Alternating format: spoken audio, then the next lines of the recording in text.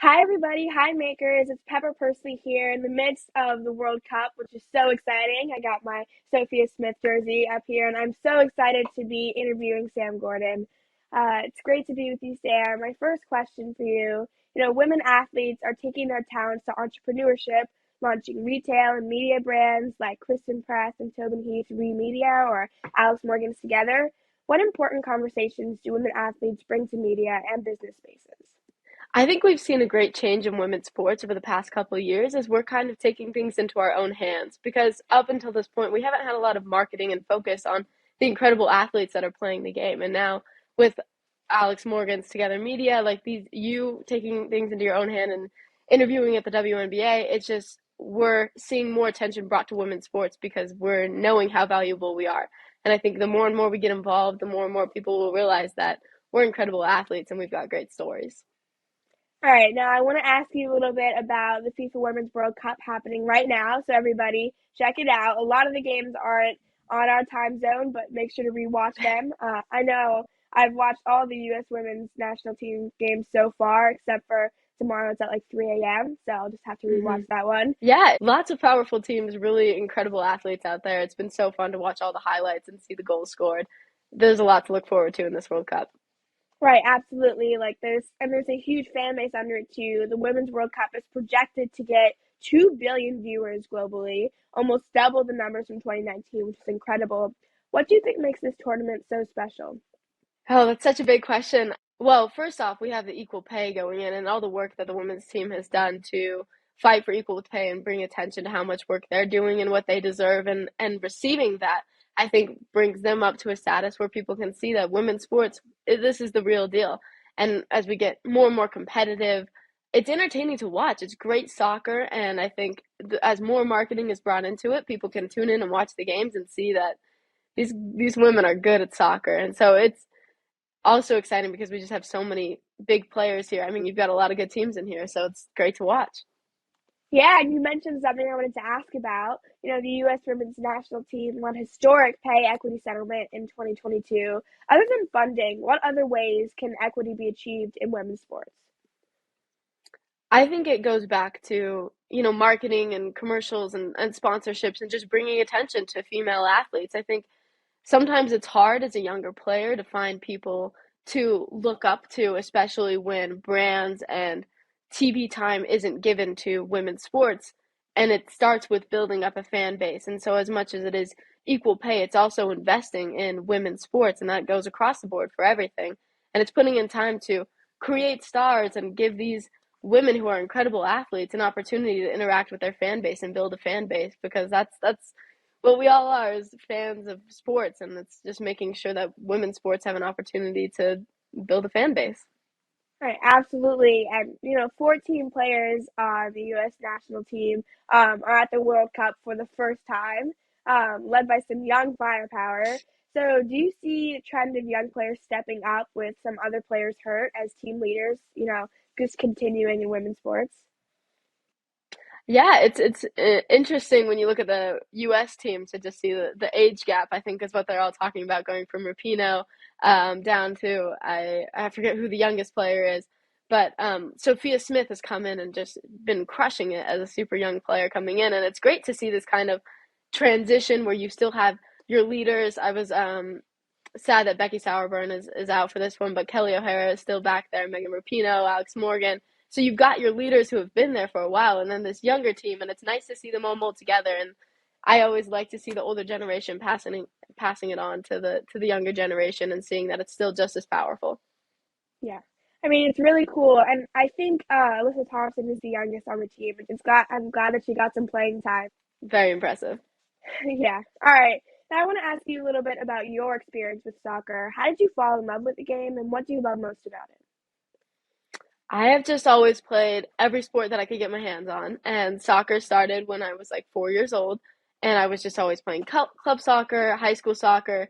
I think soccer is one of the women's sports right now that you have a ton of opportunities in, which is fantastic. And so I remember growing up traveling and getting to go to Costa Rica and France to play soccer, and now I play for my college team, which has been so fun to continue playing the sport I love. So I've always just been I play outside back. I love running up and down. even though it's pretty tiring, but the couple of times that I get that overlap run and can cross it in are great. So I've just been playing soccer since I was like 4 years old, and it's just another one of the sports I love.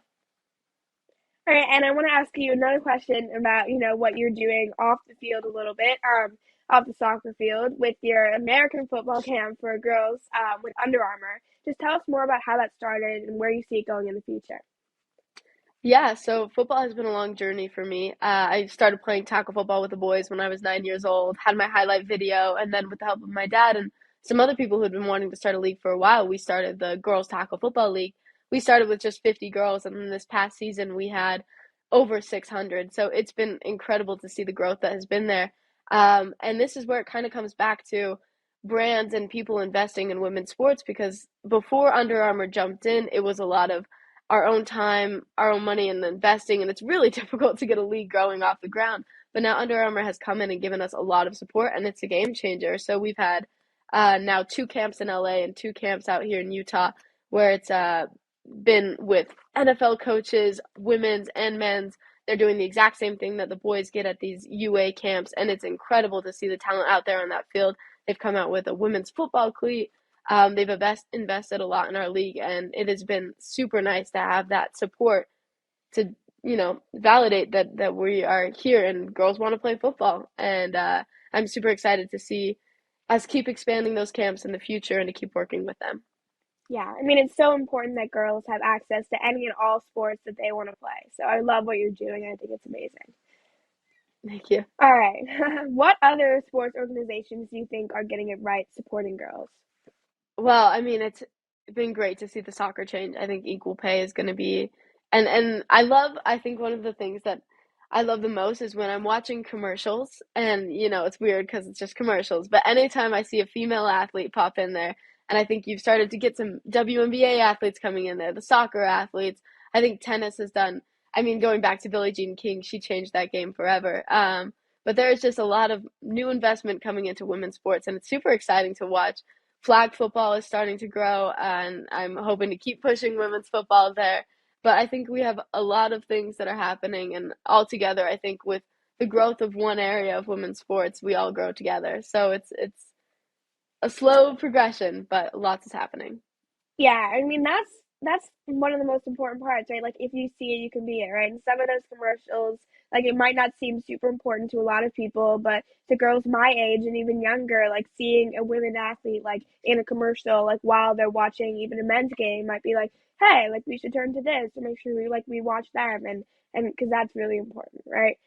For sure. All right. So what do you think the next hurdle in women's sports is?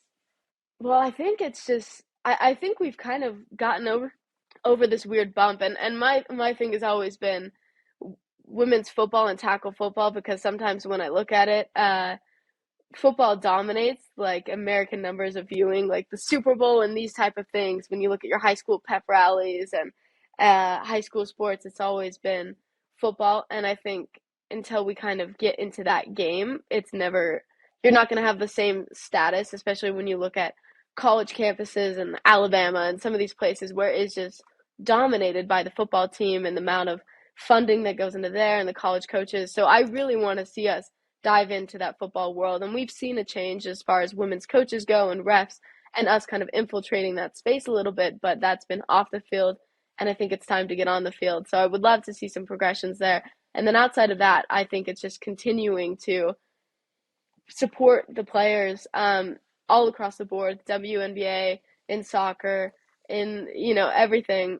It's just continuing to market and building that fan base, and I think we're getting there where we have this younger generation that's coming in and watching these women play and be incredible athletes, and it's just a continuation of that. So let's not lose momentum and continue going strong, and then if we can dive into women's football a little bit, that would be incredible. Yeah, I mean, like you said, like I said, like every sport should be for everyone. So until that's happening, there's always room for improvement. Exactly. All right, Sam, thank you for those hard hitting answers. Now it's time to get into some of the fun stuff for Okay, Maker's Minute. So, first off, do you prefer to read the book or watch the movie? I'll read the book for sure. All right, breakfast or dinner? Breakfast. High socks or low socks? I'm a low sock person. All right. T-shirt or tank top in the summer? Probably tank top. Yeah, can't get All those right. farmer tan lines. Yeah, yeah. All right. And this is a soccer question, right? Or is it soccer or is it football? Which one's right? I get in trouble because I play football, American football here, so Right. I always say soccer, but probably should be football. Yeah. I mean, it's a little bit weird that we're the only country that doesn't call it football, and it makes more It's a sense. little Like odd. football, like come on. All right. Last question for you: who is your favorite soccer player? Oh man, such a classic. But back in the day, I was always an Abby Wambach fan. Like huge. I got to meet her, and she was incredible. But current player, I'm really impressed with Sophia Smith. She's been really fun, and Kelly O'Hara is also an older player, but playing outside back like I do, and she's very tenacious. Too many good players there, but yeah. Yeah. All right. Thank you so much for joining me, Sam. Thank you for sharing your story and for everything you do on and off the field. Of course. Thank you so much.